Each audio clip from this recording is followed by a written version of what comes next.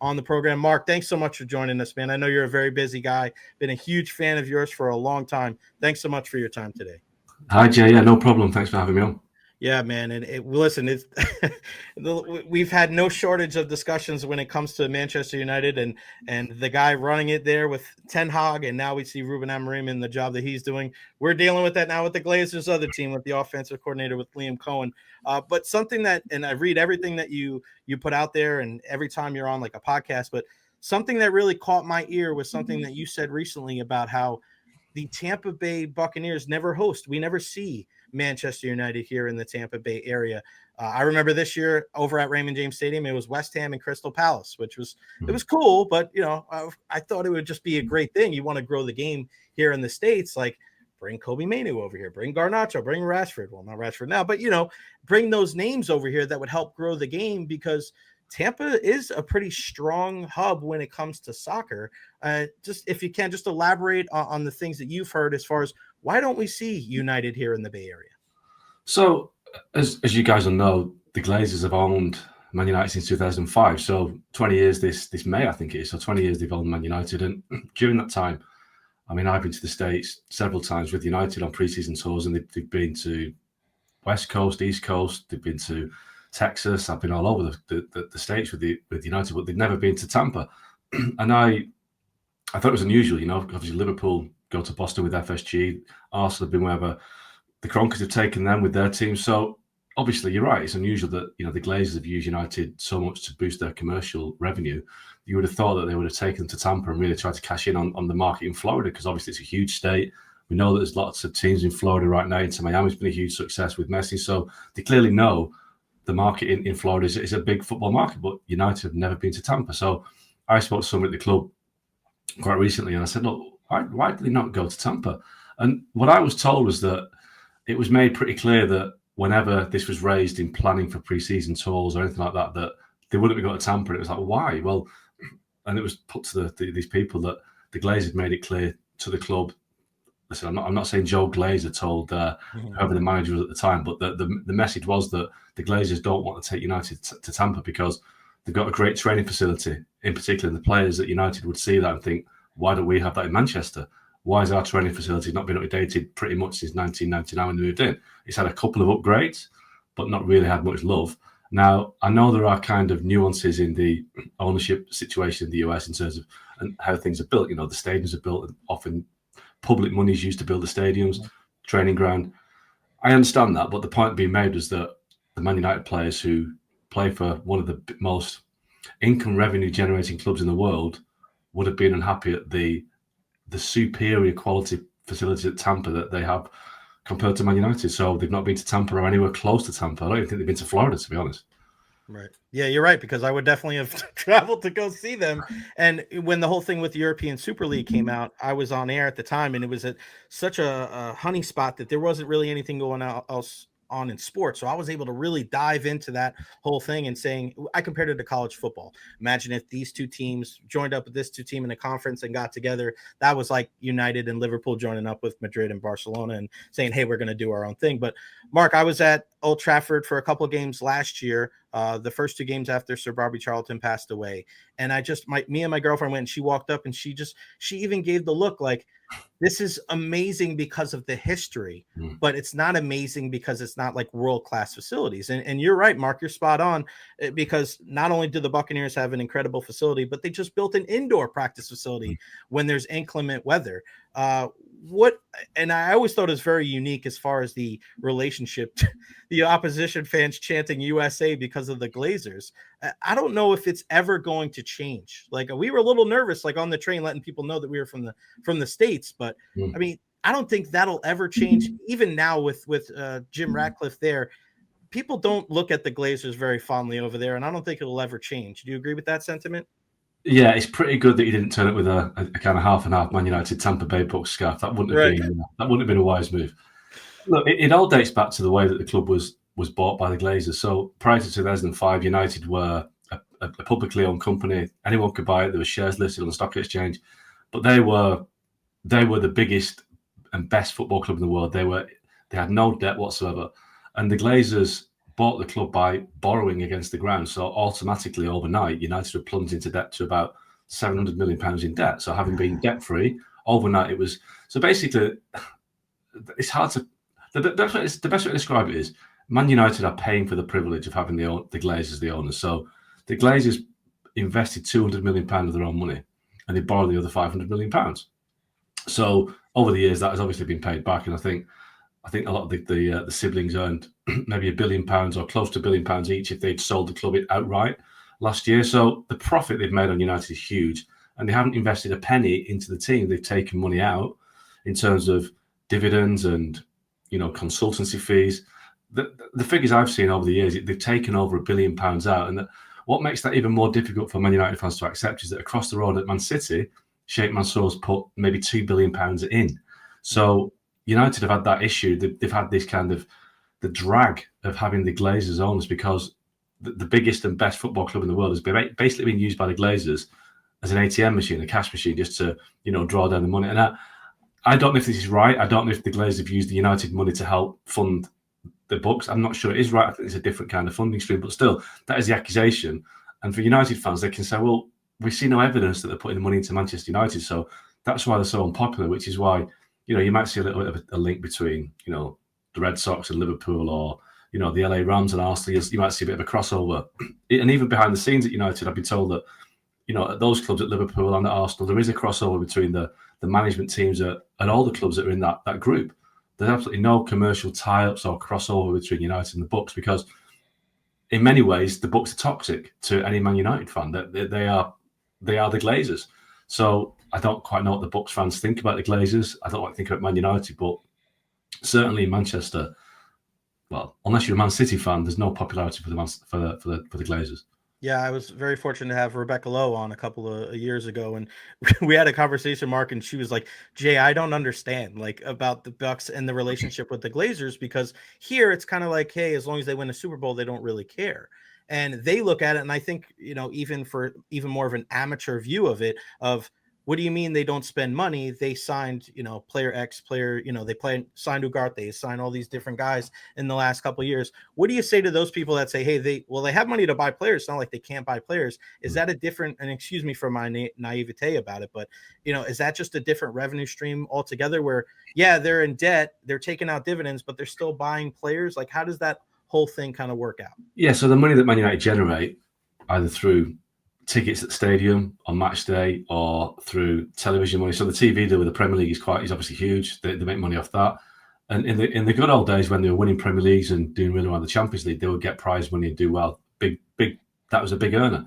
But that's dropped off in recent years, so they don't have the same amount of money coming in. So the revenue streams have always been strong. And the Glazer supporters within the club would say, look, when Man United were taken over by the Glazers, the United weren't making as much money commercially as they should have. They were underperforming as a brand. The Glazers transformed the club as a brand, and for a good 4 or 5 years, they led the way. The way that they, sliced and diced United's brand and badge and sold it all over the world. There were, tractor sponsors in Thailand and potato chip partners in Vietnam. They would sell the badge everywhere and anywhere. But everyone else is doing that now. Everyone's caught up. So for a while, they were making Man United more and more successful off the pitch, and that was helping sustain the Ferguson success on the pitch. But what's happened since is that Ferguson left, Alex Ferguson, the manager. They didn't have the sporting knowledge, the football knowledge to run the club without him. Mistakes have made, and yes, they spent a lot of money on players. The money they spent is what the club has generated. It's not, they haven't put their hands in the pocket and said, there you go, we need to, help move things along here. So the money's been from the club's generated. But in many ways, over the last 20 years, each of the last 20 years, United have been £50 to £70 million down every year. Now that money is one very good player, one excellent player every year, but it's gone, paying for the Glazers, paying for their dividends, paying for the interest on the debt. So that's the point of the Man United fans having to pay for the privilege of having the Glazers as the owners, that they're seeing money go out of the club time and time again. If United had £70 million each year for the last 20 years to sign a player, they would be where they should be in the eyes of the fans right now, right at the very top. But they haven't done, and the stadium has become a relic. When the Glazers arrived, it was the best stadium in England, probably one of the best in Europe, but it hasn't really been touched apart from a lick of paint in the years since. So the stadium has been left to rot and ruin. The team has been left to decline. The training grounds have been left to decline. which is why the fans were so happy when they heard the Glazers might sell a couple of years ago, but obviously they didn't sell. They sold some of the money. They've taken a back seat and let Jim Ratcliffe and his Ineos group take charge of football operations. But the Glazers still own a majority share. I think they own 53% of the club. So they ultimately have the final say on what happens. Yeah, I mean, you compare Carrington to what we have here at the Buccaneers training facility, which is right across the way from the stadium. It's like it's honestly night and day. What impact have you seen with Sir Jim Ratcliffe and Rada and Brailsford and all those guys? I mean, they sit together at these games. They're they bring it in, but I'm also seeing, and you're reporting on this kind of stuff where they're cutting these wages for the legends and Sir Alex and the Christmas bonuses and things like that. Is that a byproduct of what has happened with the Glazers? Are they trying to kind of rationalize that type of stuff because of all the money that they're in debt of? Pretty much, they've arrived and looked at the books and thinking, there's so much money going out of the club here. So last September they posted their financial accounts for that year, for the year ending 2024, end of May 2024, and they'd lost 113 million pound. They posted losses of 113 million pound, which it's really hard to get your head around considering how much money Manchester United make. So they felt that the wage bill was too big, the staff levels were too big. They did have a bloated staff in many ways. So some things that had to be done, but obviously quite emotive. If you stop Sir Alex Ferguson's pay as an ambassador, that is quite an emotive thing to do. But you could argue that was a mistake of the Glazers. When Sir Alex Ferguson retired in 2013, he was given an ambassador role by the Glazers at £2 million a year. So over the last 10, 12 years, Ferguson's earned more than £20 million to basically sit in the director's box and wave at people. So that was a mistake of the Glazers. So some of the things that Ineos have done has been overdue, but it's the emotion of it. And it's also the kind of the ruthlessness and the kind of the way that they've laid people off. 250 people went last time. A lot of those people were laid off for no other reason that their face didn't fit because they were doing good jobs, but they were cut ruthlessly. Now, in terms of what difference have they made, I was told when they finally got the keys to the club in many ways that it'll get worse before it gets better, and that has pretty much been the case. This United team is the worst of the Premier League era by a long way. 1992, the Premier League started. They've never finished outside the top 10. I think they're now 13th or 14th, maybe even 15th. This is the worst Man United team for maybe 50 years, and they were relegated in 1974. So that's how bad they are. And it's because it's just over the years of the Glazer neglect on and off the pitch. It's at the point where they're now reaping the whirlwind of that. The players haven't been good enough. They've wasted money on players. They've panicked and signed players for too much money. Old players that weren't worth it. Now, obviously, when the Bucs signed Tom Brady, that was hit the jackpot. They won the Super Bowl, and they kind of tried to repeat that trick with Cristiano Ronaldo. Yep. Now, Tom Brady won the Super Bowl with the Bucs. Cristiano Ronaldo was basically kicked out to Saudi Arabia within 18 months because he made the team worse. Right. So, that's what I said about the lack of knowledge. Too many times we're kind of blinded by the name, and that's great for the club's revenue, the commercial, funding that you can get. So it's going to take a long time to turn it around. But yes, Ineos are paying for the problems and the failures of the Glazer regime, and it could take a long time to get right. I mean, if ever, since United was successful, so many clubs have come along and copied their formula. Man City, PSG, Real Madrid, Barcelona, and taken it to another level. Liverpool. So United all of a sudden they used to have to field the field to themselves pretty much, and now they don't. They're not even in the field, so that's the problem. Yeah, it's kind of crazy to think the Champions League is going on and they're playing in a Europa League game on Thursday against Rangers. And Mark, we've heard it for the last couple of years. I mean, Ralph Rangnick was coming in saying that it was open heart surgery, and everybody was like, I don't know if I believe this guy. And now you see even Ruben Amorim saying like, yeah, this is a thing. The storm is coming. So like people see that there's issues here. And I want to ask you before I let you go about the transfer window here, because I know Ruben wants to probably bring more guys in. I know they've been linked with the left wing back there to try to change that aspect of his game plan. But what's the deal with Rashford? What's the deal with Garnacho? Because these are two guys. I mean, it sucks. The way you think you would come out of this is building through the academy, these young players like Menu, like Garnacho, like Rashford, and to think that two of the three of those guys could be out by the end of this month. I mean, that doesn't feel good for a supporter of a team that's going to be in 13th place by the end of the day. So obviously United are famous globally for producing their own players. There's a record that it dates back over 80 years. Every game that United have played for the last 80 years, they've had at least one homegrown player in the squad. And that's crazy to think that goes back predates the Second World War. So they're a club with a proud tradition of the Busby Babes, the class of '92, David Beckham, people like that. So that's what United have been built on over the years. But nowadays, well, certainly in the recent years, the Premier League has operated these what they call PSR rules, profit and sustainability rules. So clubs are only allowed to lose £150 million over a 3-year period, or they get points deductions. Now, United, for whatever reason, despite losing £113 million last year, were able to get around that because of money invested in capital, construction projects. So the point is that when a homegrown player is sold, all of that money that they receive is regarded as profit on the balance sheet because they haven't had to spend to bring that player in. So they've developed basically an asset.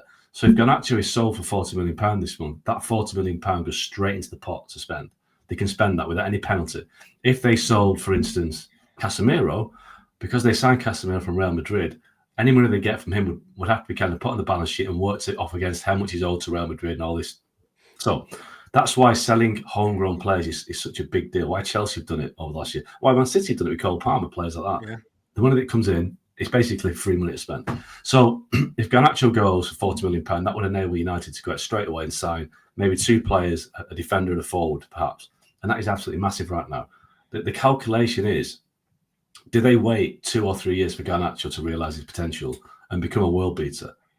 Or do they think, he might not become a world beater. Let's cash in now and get priorities solved right now because they are in a bad place. So getting rid of Garnacho for money might make United better, quicker. Rashford is not going to be sold. Nobody can afford his fee or his wages. But if Rashford is loaned out to, say, Barcelona, which is possible, surprisingly, they would save on his wages. So if they had a deal with Barca whereby Barca paid half his wages, then that would put United back in, maybe £150,000 a week on the payroll. Again, that money would help pay for somebody's wages. So it's a financial calculation right now, and that's why people like Rashford and Garnacho are available, because it helps accelerate United getting to where they need to be. But the problem is, over the last 10 years, as we know, there's not been many clubs worse than Man United in terms of recruiting players. They've made some big mistakes. So if they get £50 million in the pot this month, do you trust them to spend it wisely? Or is it just going to be another Anthony, another Rasmus Højlund, another Joshua Zirkzee? Do you trust the guys to spend the money wisely? That is the big question. Yeah, it's funny. Anthony in the squad yesterday, and he's already on the plane to Sevilla to go play for Real. But last one before I let you go. What do you think is going to take for them to even get back into Champions League contention? Is it just recruitment? Is it going out and getting the right players? Is it getting players out? Do you believe that Ruben Amorim is the right guy to be able to kind of at least get them moving in the right direction? I do think Amorim's the right guy. I think he's saying a lot of home truths, a lot of uncomfortable truths that people needed to hear but probably didn't want to. And he's realised, or he's identified, that the squad is pretty much not fit for purpose, and there's lots of players that aren't good enough. So in football, it's hard to get rid of people at the same time, though. But, contracts and fees, it's difficult. So he needs to be backed by the owners. It's going to take a long time. They have to be a lot smarter when it comes to bringing people in, because they've basically overspent on poor players, and they've overspent on players that have had their career. Casemiro, Rafael Varane, Ronaldo, Bastian Schweinsteiger, all these players. So they need to be smarter. They can't get back to where they want to be without being smart. But I think Amorim is a smart appointment. I think he's a guy that's got certainly ambition. He's got a plan, but it won't be quick. And it's whether Ineos, the owners, and the fans have got the patience. But I think the fans have got the patience, but whether the owners have got the patience, that's another matter. You got that right. You mentioned Bastian Schweinsteiger. That guy didn't play long for Man U, but he loves repping them on social media. He's always tweeting about Manchester United. I'm like, damn, bro, you weren't here that long, but he loves supporting the Red Devils. Mark Ogden, senior writer for ESPN. And I'm telling everybody that's tuned in today in the Tampa Bay area, one of the most talented writers in any sport around the world. Follow him, all social media platforms, especially on Twitter/X, Mark Ogden _ everything going on with ESPN, with soccer, with Man U. Mark is the guy that I go to every single time. Mark, this is an honor and a privilege. Thank you so much for joining me, and we'll talk to you again soon, buddy. Thanks, Jay. No problem. You got it.